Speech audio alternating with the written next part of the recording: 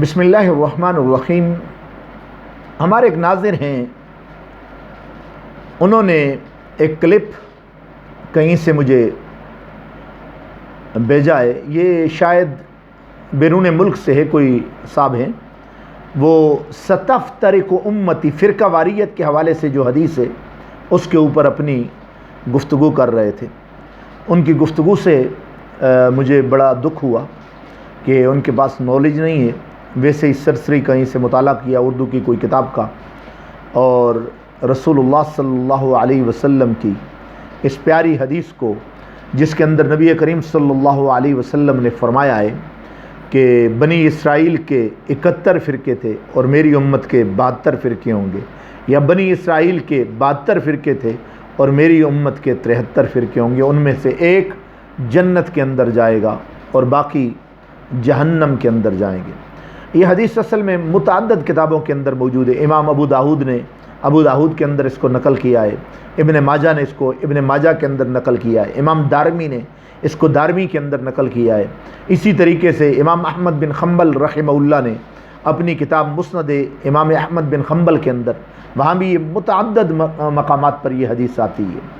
تو موصوف نے علماء کے اوپر الزام لگایا کہ علماء غلط کہتے ہیں کہ یہ حدیث ایسے نہیں ہے، بلکہ یہ 72 فرقے جو ہیں، 72 لوگ جو ہیں، یہ جنت کے اندر جائیں گے اور ایک جہنم ہے۔ محترم، یہ بالکل بھی صریح عبارت النص کے خلاف ہے۔ آپ کا یہ قول عبارت النص کے خلاف ہے، اور ان کے اس قول کے اوپر جو یہ کمنٹس کر رہے ہیں علماء نے ہمیں، یہ علماء کے اوپر الزام ہے۔ اور صحیح حدیث امام ابو داؤد کا بھی میں نے محدثین کے نام لیے ہیں، ان تمام کی تمام کتابوں کے اندر یہ حدیث موجود ہے۔ اس کو آپ کسی بھی معتبر شخصیت کی شرح کے اندر دیکھ سکتے ہیں۔ اور نبی کریم صلی اللہ علیہ وسلم نے تمام فرقوں کے بارے میں فرمایا ہے یہ جہنمی ہیں، اور جو جماعت ہے نا اس کے بارے میں فرمایا وہ جنت کے اندر جائے گی۔ اور دوسرا حدیث کے اندر آتا ہے ید اللہ علی الجماع، اللہ کا ہاتھ بھی جماعت کے اوپر ہوتا ہے۔ ایسے عام آدمی کھڑے ہو کر جو حدیث رسول کے اندر گفتگو کرتے ہیں مناسب نہیں ہوتا، بلکہ حضرت انس بن مالک رضی اللہ تعالیٰ عنہ کی حدیث ہے باقاعدہ، انہ لیمنعنی ان احدثکم حدیثا کثیرا ان النبی صلی اللہ علیہ وسلم قال من تعمد علی کذبا فلیتبوأ مقعدہ من النار۔ یہ امام بخاری نے بخاری کے اندر نقل کیا ہے۔ انس بن مالک فرماتے ہیں میں حدیثیں بڑی سناتا تھا، اور نبی کریم صلی اللہ علیہ وسلم نے فرمایا اس سے رک جاؤ، اس لیے جس وقت تک آپ کو حدیث کا علم نہیں، نالج نہیں ہے، پتہ نہیں ہے، وہ محترم بار بار میں کیا بات کر رہا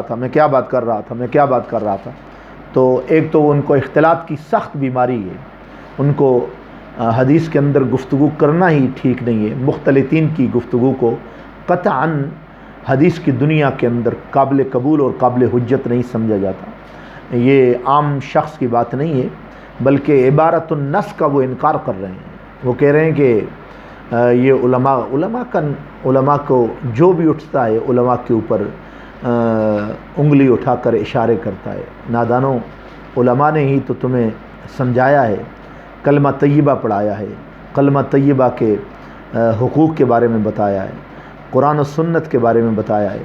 تو ایسے اپنے علماء کو، یا کسی بھی عظیم شخصیت، کسی بھی مسلک کا عالم ہو، اس کی گفتگو کو ضرور سنیں۔ آپ کو پسند نہیں، بالکل چھوڑ دیں اس کو، لیکن گفتگو جو اچھی بات وہ کر رہا ہے اس کو فالو کریں۔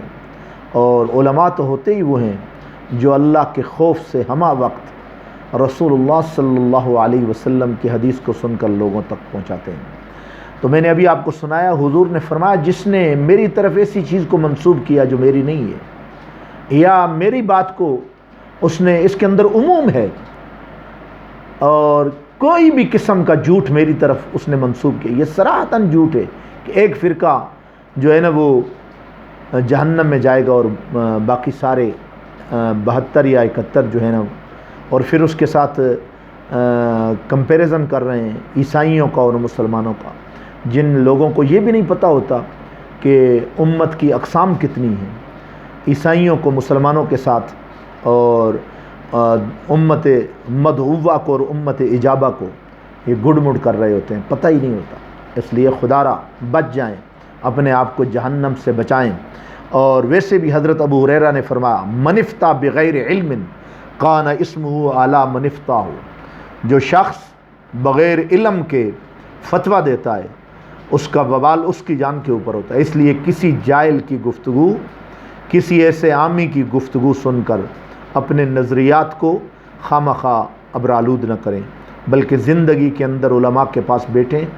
اچھے علماء ہر مکتبہ فکر کے اندر موجود ہوتے ہیں، جن کی راتیں اللہ کے ذکر کے اندر گزرتی ہیں اور جن کی گفتگو، جن کی انداز تکلم نہایت ہی کریمانہ ہوتا ہے۔ ایسے لوگوں کے پاس بیٹھ کر گفتگو سننے کی کوشش کریں۔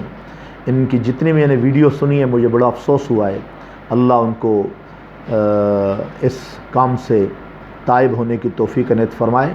یہ دال اور مدل ہونا ہے، یعنی خود بھی گمراہ ہونا ہے اور دوسروں کو بھی گمراہی کے راستے پر لگانا ہے۔ حدیث سمجھنے کے لیے بہت سارے علوم کی ضرورت ہوتی ہے، جب تک آپ وہ سارے علوم ازبر نہیں کر لیتے تو اس وقت تک حدیث کے اندر اپنی منمانی یا تفسیر کی دنیا کے اندر تفسیر بالرائے کر کے اپنے آپ کو، اپنی عاقبت کو برباد نہ کریں۔ اللہ ہمیں سیدھے راستے پر چلنے کی توفیق عنایت فرمائے۔ وآخر دعوایا ان الحمد للہ رب العالمین۔